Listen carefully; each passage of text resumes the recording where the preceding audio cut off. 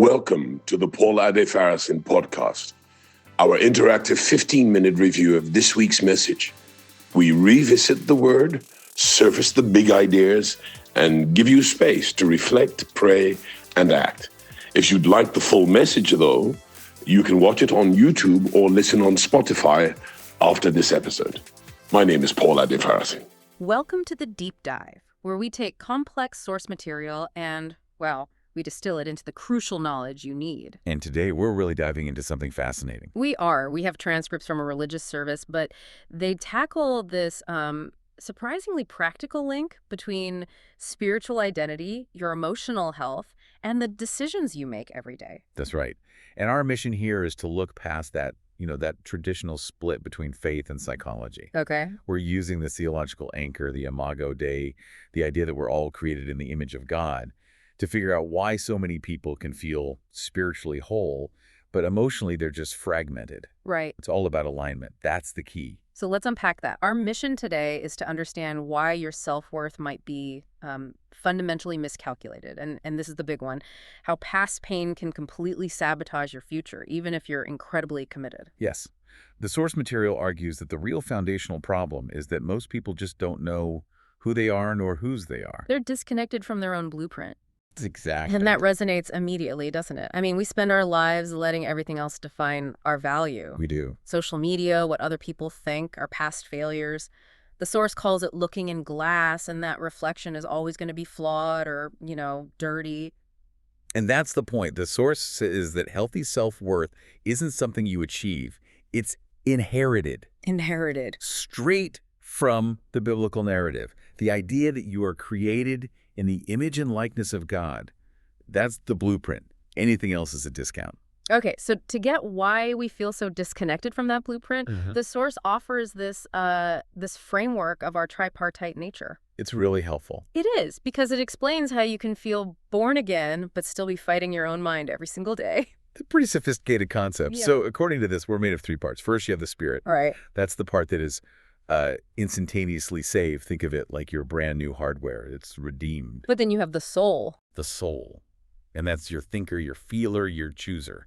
And it is lagging way behind. So it's still running on old software. Exactly. It's in the process of salvation. Yeah. And then finally, there's the body, which the source just calls earth. And that part won't be saved until the resurrection, so it has to be managed. Subjugated, yeah. It's driven by these immediate desires that are always fighting the soul's progress. And this is the hinge moment, because that lag in the soul creates this massive internal misalignment.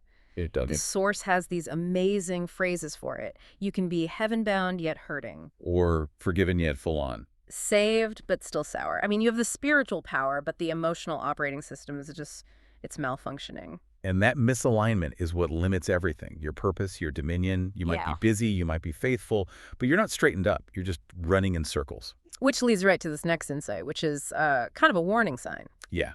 It is impossible to be spiritually mature while remaining emotionally immature. That just connects all the dots, doesn't it? The theological and the psychological. It does. We try to keep them in separate boxes. Go to church for the spirit, maybe therapy for the mind. But this source says they are completely linked. Trauma doesn't just, disappear. No, it produces systematic, often devastating patterns. Like what? Well, think about childhood disorders. Things that come from feeling abused or maybe spoiled and neglected at the same time because of your birth order. Right. This conditioning leads to these repetitive, painful patterns. You find yourself in the same abusive relationship over and over, not because you like pain, but because that pattern was coded as normal or even love when you were young. I thought the distinction they made between personality and pain was so powerful. What was that? They said, we call it the way I was built, but it's really the way you were battered. Wow. That's it right there. That trauma becomes this costume we wear, and we think it's our real self. And being able to separate the two is liberation. I mean, if you think your struggles are just who you are, then you're powerless. You're stuck. But if you see them as patterns caused by battering by wounds, then you know you can be repaired.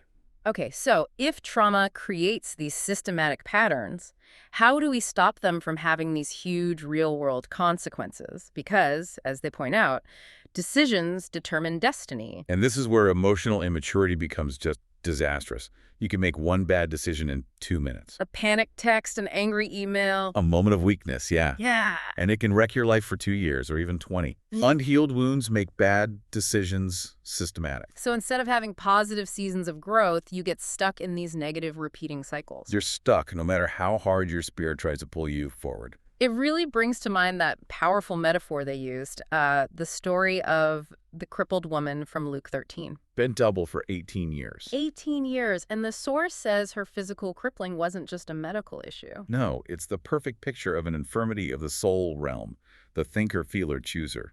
It cripples your speed, your growth. She can only see the ground in front of her. Her physical state was just a manifestation of this deep spiritual and emotional problem. And the sermon frames the solution not as a quick fix, but as a job for a highly specialized surgeon. I love that. A surgeon. It implies precision, expertise, a guaranteed result if you just stay on the table. Absolutely. And they describe the tools so beautifully. The surgeon's scalpel is truthful of grace. So it cuts, but it restores. It doesn't condemn. Precisely. Mm-hmm. And the pain of the operation, his anesthesia, is the anointing of great grace. It's this thorough, compassionate operation with a 100% success rate. The only way it fails is if you get up and leave early. You leave the process. Exactly. So if we connect this surgery to the bigger picture, it actually requires God to do something pretty amazing: strategic forgetfulness. This is absolutely key for the soul to be cleansed of condemnation, so the healing can actually take hold. Right. God practices selective, strategic forgetfulness. He promises he will not remember our sins anymore. He just clears the ledger. So the soul can stop replaying that shame loop. And accept its new identity. Yeah. But he doesn't forget everything. No, he also practices strategic remembrance. That's the other side of the coin. The source points to Noah. God had to judge the earth, but the text says he remembered Noah. And a wind blew. And a powerful wind blew to bring rest. So when God remembers us and his original plan for us, that Imago Dei blueprint, a wind blows to bring alignment back into our chaotic lives. And this is where it all ties back to our purpose, to our future. The source links this emotional healing directly to spiritual sight, to vision. Yes. The healing of blindness in the Gospels becomes a metaphor for healing a blind mind, a loss of vision for your destiny. When you're bent over by pain, all you can see is your feet. But when you stand up straight, you can look up and see the future. He always intended for you. And once that vision is restored, it isn't just a nice idea. It becomes a force. It becomes a vortex. A vortex that actively sucks in all the resources you need, the money, the people, the wisdom. The vision itself acts like a magnet. You don't chase the resources, they come to the vision. And they gave this amazing example. The television ministry one. Yes. The leader had this big vision for a TV ministry, but they shelved it. The cost was, what, $30,000 or $40,000? A huge hurdle. So the vision just sat there gathering dust. It did. But here's the thing. They never brought it up again in fundraising. But when the alignment was right, when the leader was straightened up, someone just came up to him. Spontaneously. Completely spontaneously and said, I want to fund your television ministry. And paid the whole thing. The vortex pulled in the capital it needed. That is the ultimate proof, isn't it? When your identity is right and the alignment follows, the vision has its own gravity. It really does. So the goal, the prayer, is just straighten me up so we can move from these painful incremental steps to real exponential growth. That's the jump, from living in cycles to operating in seasons, from being bent double by old wounds to standing straight, ready to handle what's next. And this isn't just some abstract theory. I mean, the scale of the organization that produced this source material shows this alignment in action, doesn't it? It's massive. When an organization has this much clarity, the results are just staggering. You see it in their prep for Experience 2025, Jesus United, which they're calling the largest gospel concert on the continent.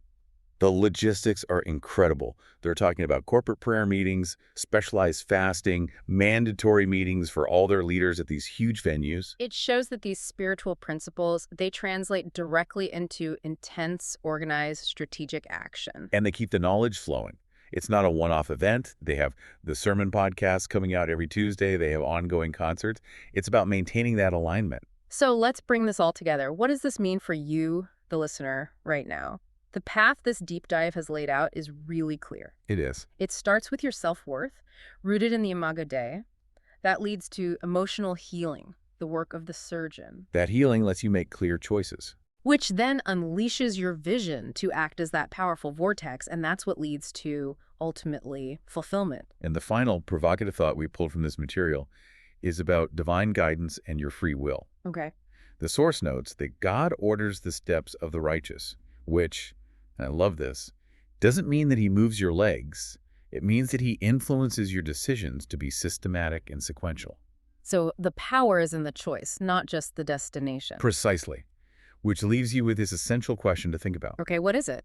If you were to trace your current situation backward, what single, maybe seemingly small decision that was inspired by an unhealed emotional wound, that memory of being battered, not built, what decision is responsible for your current repeating cycle? And more importantly, what strategic sequential decision must you make today to finally straighten up? That's the challenge. That is the challenge. The power to break that cycle is in the choice you make right now. So take the knowledge from this deep dive and act on it.